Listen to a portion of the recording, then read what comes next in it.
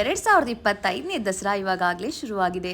ಅಷ್ಟೇ ಅಲ್ಲದೆ ಮೈಸೂರಿನ ಎಲ್ಲ ಕಡೆ ದಸರಾ ಸಂಭ್ರಮ ಜೋರಾಗಿ ನಡೀತಾ ಇದೆ.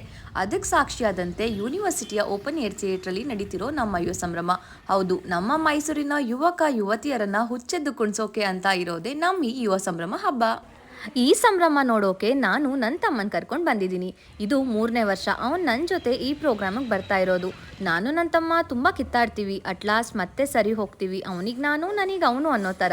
ಅವ್ನು ಚಿಕ್ಕವನಿದ್ದಾಗ ನಾನು ಅವ್ನ ಕೈ ಹಿಡ್ಕೊಂಡು ನಡೆಸಿದ್ದು ನನಗೆ ನೆನಪಿಲ್ಲ. ಬಟ್ ನಾನು ದೊಡ್ಡವಳಾದ್ಮೇಲೆ ಇವಾಗಂತೂ ಅವ್ನು ಯಾವಾಗಲೂ ನನ್ನ ಕೈ ಬಿಡೋದಿಲ್ಲ ಅನ್ನೋದು ಮಾತ್ರ ಗೊತ್ತು. ಯುವ ಸಂಭ್ರಮ ಸ್ಟಾರ್ಟ್ ಆಗಿದ್ದು 10 ಸೆಪ್ಟೆಂಬರಿಂದ ಆ್ಯಂಡ್ 18 ತನಕ ಇರುತ್ತೆ. ಎವ್ರಿ ಡೇ ಸಂಜೆ 4 ಗಂಟೆಗೆ ಸ್ಟಾರ್ಟ್ ಆದರೆ ರಾತ್ರಿ 10 ಗಂಟೆ ತನಕನೂ ನಮ್ಮ ಯುವಕರ ಸಂಭ್ರಮ ಜೋರಾಗೇ ನಡೆಯುತ್ತೆ. ನಾವು ಹೋಗಿದ್ದು 4th day. More than 100+ colleges ಈ ಇವೆಂಟಲ್ಲಿ ಪಾರ್ಟಿಸಿಪೇಟ್ ಮಾಡ್ತಾರೆ. ವೀಕೆಂಡ್ ಆಗಿರೋದ್ರಿಂದ ತುಂಬ ಕ್ರೌಡ್ ಇರುತ್ತೆ ಅನ್ನೋದು ತುಂಬ ಚೆನ್ನಾಗೇ ಗೊತ್ತಿತ್ತು. ಸೊ ನಾವು ಯಾವುದಕ್ಕೂ ಬೇಗ ಹೋಗೋಣ ಅಂತ ಹೇಳಿಬಿಟ್ಟು 5 ಗಂಟೆಗೆ ಹೋಗಿದ್ವಿ. ಲಾಸ್ಟ್ ಟೈಮ್ ತುಂಬ ವರ್ಸ್ಟ್ ಎಕ್ಸ್ಪೀರಿಯನ್ಸ್ ಇತ್ತು. ಬಟ್ ಈ ಸಲ ಆ ಥರ ಆಗದೆ ಇರಲಿ ಅಂತ ಕೇಳ್ಕೊತಾ ಇದ್ದೆ.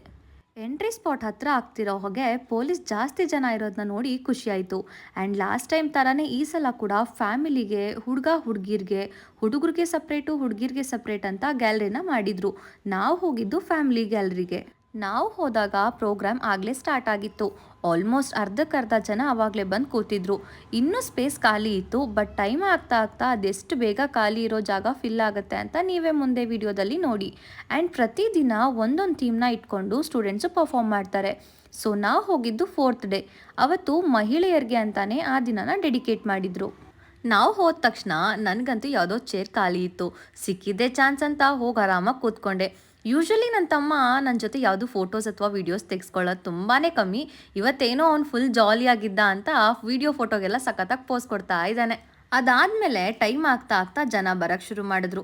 ನಾನು ಕೂತಿದ್ದ ಚೇರ್ನ ಬಿಟ್ಟು ನಿಂತ್ಕೊಂಡು ಪ್ರೋಗ್ರಾಮ್ ನೋಡ್ತಾ ವೈಬ್ ಎಂಜಾಯ್ ಮಾಡ್ತಿದ್ದೆ ನನ್ನ ತಮ್ಮನ ಜೊತೆ. ನನಗಂತೂ ನಿಜವಾಗ್ಲೂ ಈ ವರ್ಷದ ಯುವ ಸಂಭ್ರಮ ತುಂಬಾ ಸ್ಪೆಷಲ್.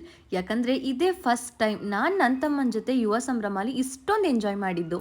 ಓಪನ್ ಏರ್ ಥಿಯೇಟರ್ ಯಾವಾಗಲೇ ಹೋದ್ರೂ ಆ ಜಾಗದಲ್ಲಿ ನನಗೆ ಎಷ್ಟೋ ಮೆಮೊರೀಸ್ ಇದೆ.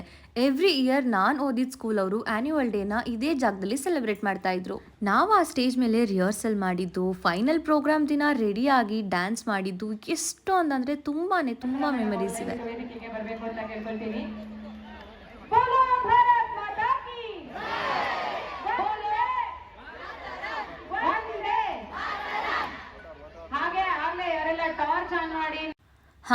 ಇದು ನೋಡಿ ಆ್ಯಕ್ಚುಯಲ್ ಕ್ರೌಡ್ ಅಂದರೆ ಒಂದ್ಸಲ ಫುಲ್ ಗ್ಯಾಲರಿ ಕಂಪ್ಲೀಟ್ ಆಗಿ ಫಿಲ್ ಆದಮೇಲೆ ಪೊಲೀಸವರು ಯಾರನ್ನೂ ಒಳಗಡೆ ಬಿಡ್ತಿರ್ಲಿಲ್ಲ.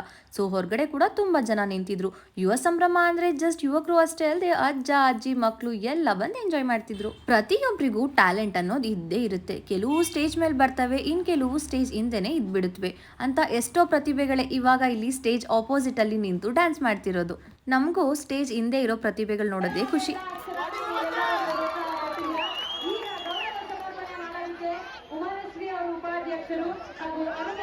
ಇವತ್ತು ನಮ್ಮ ಹುಡುಗಿರು ಕುಣಿದಿರೋ ರೇಂಜ್ಗೆ ಮನೆಗೆ ಹೋದ್ಮೇಲೆ ಮೈ ನೋವು ಜೊತೆ ಕಿರ್ಚಾಡಿರೋದಕ್ಕೆ ಗಂಟ್ಲು ನೋವು ಕೂಡ ಖಂಡಿತ ಬಂದಿರುತ್ತೆ. ಒಂದ್ಸಲ ಕ್ರೌಡ್ ತುಂಬ ಜಾಸ್ತಿ ಆದಮೇಲೆ ಎಷ್ಟೋ ಜನ ಕೂರೋದೇ ಇಲ್ಲ. ಗಂಟೆಗಟ್ಟಲೆ ನಿಂತ್ಕೊಂಡೇನೆ ಡ್ಯಾನ್ಸ್ ಮಾಡ್ಕೊಂಡು ನೋಡ್ಕೊಂಡು ಹೋಗ್ತಾರೆ. ಆದರೆ ಈ 3 ಜನ ಹುಡುಗರು ನೋಡಿ ಆರಾಮಾಗಿ ಕಾಂಪೌಂಡ್ ಮೇಲೆ ಕುತ್ಕೊಂಡು ಸ್ನ್ಯಾಕ್ಸ್ ತಿನ್ಕೊಂಡು ಪ್ರೋಗ್ರಾಮ್ನ ಸಖತ್ತಾಗಿ ಎಂಜಾಯ್ ಮಾಡ್ತಿದ್ದಾರೆ. ಅವ್ರು ನೋಡಿದ್ರೆ ನನಗೂ ಮೇಲೆ ಹತ್ತಬೇಕು ಅನ್ಸುತ್ತೆ, ಆದರೆ ಹತ್ತಕ್ಕಾಗಲಿಲ್ಲ.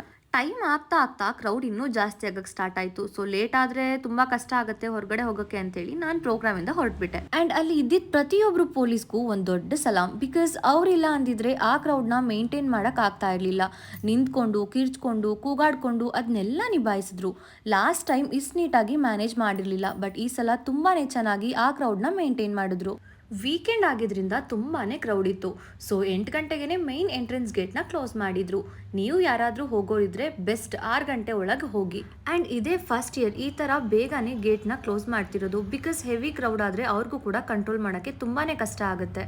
10 ಸ್ಟಾರ್ಟ್ ಆಗಿರೋ ಈ ಯುವ ಸಂಭ್ರಮ 18th ಮುಗಿಯುತ್ತೆ. ಸೊ ಮಿಸ್ ಮಾಡದೆ ಹೋಗಿ ಎಂಜಾಯ್ ಮಾಡ್ಕೊಂಡು ಬನ್ನಿ. ಯೂನಿವರ್ಸಿಟಿ ಒಳಗಡೆ ತುಂಬ ಫುಡ್ ಸ್ಟಾಲ್ಸ್ನ ಇಟ್ಟಿದ್ದಾರೆ. ಬಟ್ ಅಲ್ಲೆಲ್ಲ ತುಂಬಾ ರೇಟ್ ಜಾಸ್ತಿ ಹೇಳ್ತಾರೆ. ಆ್ಯಂಡ್ ಆ ಕ್ರೌಡಲ್ಲಿ ಏನೂ ತಿನ್ನೋಕ್ಕಾಗಿಲ್ಲ.